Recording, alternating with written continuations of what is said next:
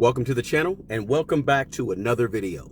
On this quick video, I want to talk to you guys about how to buy your very first piece of rental property. My name is Eric and I manage a blog called smartmoneybro.com where I help ordinary people like me and you be extraordinary with our money and with real estate.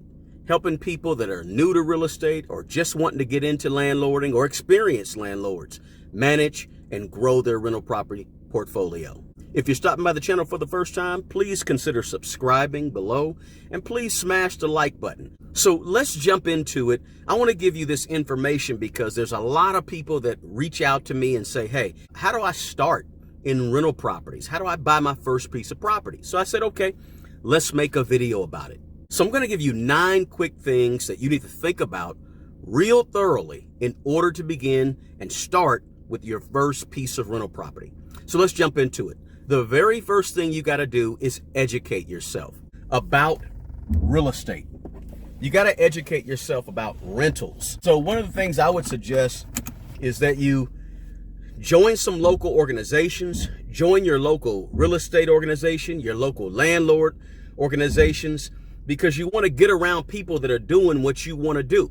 But secondly, another big piece of that is you got to start reading. You got to put your mind to say, I'm going to buy some books. I'm going to purchase some ebooks, maybe some audio books. I'm going to watch some YouTube channels. I'm going to maybe go to some local meetups. I'm going to join some Facebook groups. You got to start doing these things to put you in a position to gather as much knowledge and as much information as you can about real estate. You got to learn your market. Wherever you plan to buy a piece of rental property, you got to learn the market. You got to know what's going on, how expensive or inexpensive, what you can expect from rents. You got to know all these things. It takes some studying, some learning. Now listen, I don't want you to take and study for 3 or 4 or 5 years, because the best way to learn about real estate is to actually do some real estate deals. So you got to do something. You got to take some action at some point. But to start, the very first thing you got to do is educate yourself. So that way, when you do go find a piece of property and get to some of the other steps we're going to talk about, you'll be prepared with enough knowledge and enough information to make good, solid financial real estate decisions. Okay, so the second thing you got to do, number 2, is you have to figure out what are your goals when it comes to buying real estate. Do you want to buy 1 property a month? Do you want to buy 1 property a year? Do you want to have 3 properties at the end of the year? You have to figure out what are your goals. Write them down if you have to. I suggest you write them down, but you got to figure out where you want to go with real estate. You can't just say, oh, I want to buy some rental property. Nah, it's too vague. You got to be specific about what you want to do when it comes to rental property. If you only want to buy 1 property, okay, that's cool. That's your goal. You want to buy 1 property. That's fine. Do you want to buy it in the next 3 months? Do you want to buy in the next month or the next 6 months?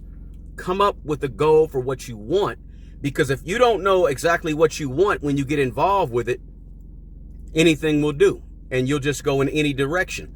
So you want to make sure you have some set goals about what you want to do in terms of your rental property. Maybe there's a certain amount of money you want to make each month. Figure that out. And then everything you're looking at, you want it to kind of meet the goals that you have set for yourself in terms of rental properties. Okay, number 3 is a big one. Very, very important. You have to figure out how you plan to finance your property. That's very important. Some people might say that's number 1, but it's 3 on this list. It could need 1, 2, and 3 are all going to happen simultaneously. So while you're actually making connections and learning and reading and you're figuring out your goals, at the same time, you need to be securing your financing. How do you plan to pay? If it's cash, cool. But if you're going to finance it, are you going to put 5% down, 10% down? What is the bank saying you need to do based on your credit score? You have to make sure your financing is in place, because that's going to dictate what you go out and purchase, what you can purchase, what you can't purchase, etc. Get your financing in place. Is it a hard money lender, or is it going to be a bank or some type of financial institution online that you've secured, some type of investor rate at, whatever it may be? Get your money right. When you get your money right, then the look becomes serious at that point, right? Nothing really is serious until you figure out how you're going to pay for it. Number 4, you have to find an agent. You got to figure out who's going to help you in the process. If you're new and haven't bought a rental property before, it's really essential that you figure out kind of like who's on your team. And so I always suggest get a real estate agent. Don't try to do it alone, especially if you have no experience in the market where you are. You want to have some help looking for a property, because unless you plan to do this full time and you have no other job and you have no other life, and you can sit around and get your agent, get your license and get on MLS and start looking for yourself. But I suggest you get an experienced real estate agent and interview 2 or 3 or 4 different agents so you come up with the one that feels like a good fit for you. Agents are just people.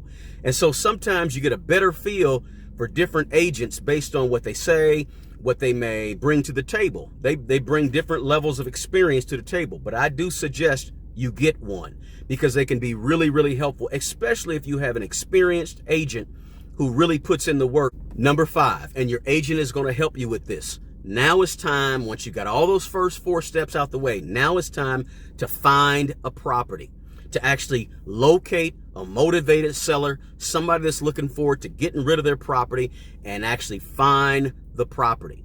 Now, this is going to be really important. You got to think about things like location, location, location. Of course, that's cliche-ish, but it's super important. It's really, really important. Finding the right location, making sure that when you actually sell the property, it's going to be in the type of location, maybe a young family or whoever you're desiring to buy the property. It's going to be a property that is desirable, that can sell. You make your money in real estate at the time of the purchase. So that means you got to buy the property right. So in other words, make sure that when you locate a property, the first thing you think about in your mind when you locate a property to purchase is think about the sale. In other words, think about, I like this house, but in 3, 4, 5, 10 years from now, 20 years from now, will this be desirable for a young family? Will this be desirable if you're in a college town for a college kid? So what I'm trying to get you to understand is that you purchase a property with the sale in mind, and it helps you make a better decision about whether or not you should buy the property. So that's really big.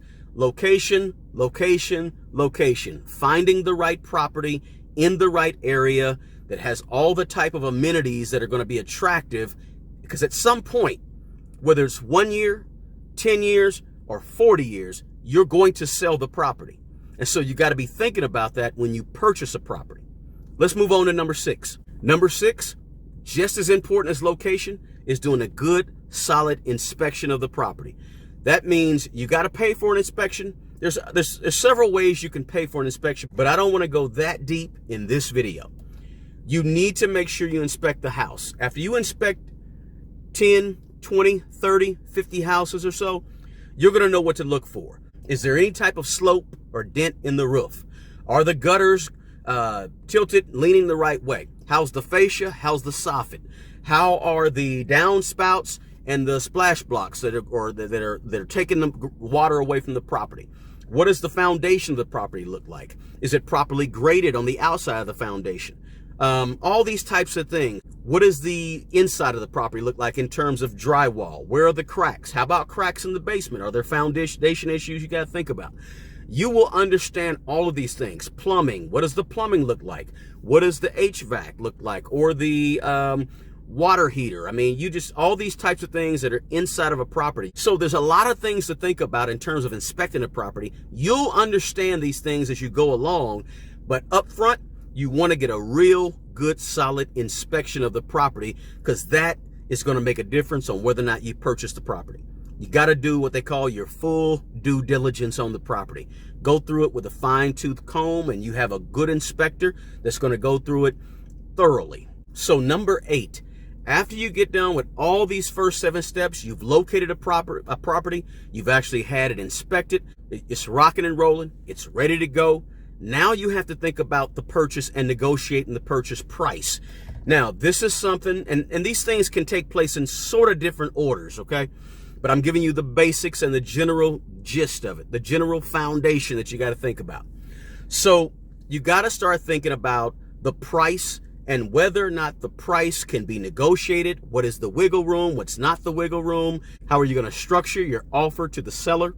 Of course, your agent is going to help you out with some of these things as well. They're going to act as sort of the liaison between you and the seller.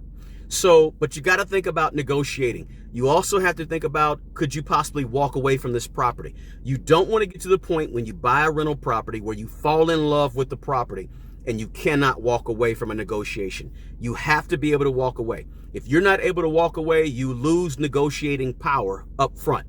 So that's something really important you got to think about. Okay, so now finally, number 9.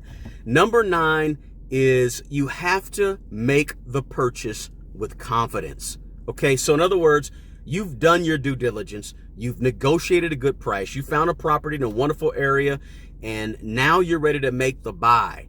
Make the purchase, but make the purchase with confidence and feeling good about what you're about to do. If you're well informed, if you've got a good team around you, you've done your inspection of the property, you found a good property in a good location that looks attractive, like something that you could sell down the road. And the other thing about that is it doesn't have to look perfect.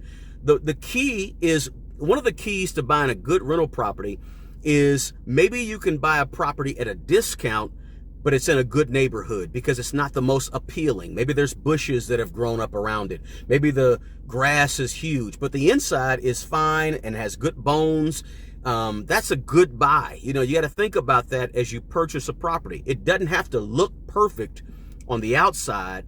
Sometimes you want to get the house that doesn't look that perfect because there's a possibility of getting a good deal on that, because a lot of people are turned off by sometimes the aesthetics on the outside. Maybe a fence that doesn't look right, a tree that's in the way, maybe a couple of broken windows. When you're buying rental properties, those are gold mines because you can get them at a steep discount. So those are my 9 steps, 9 things that you must consider when you go to buy your very first rental property. The whole purpose of this channel is to help you guys understand real estate on a real basic level better than you already do. Again, if you're stopping by the channel for the first time, do me a favor, smash the subscribe button, smash the like button. And listen, the best person that's going to take care of the old you is the young you.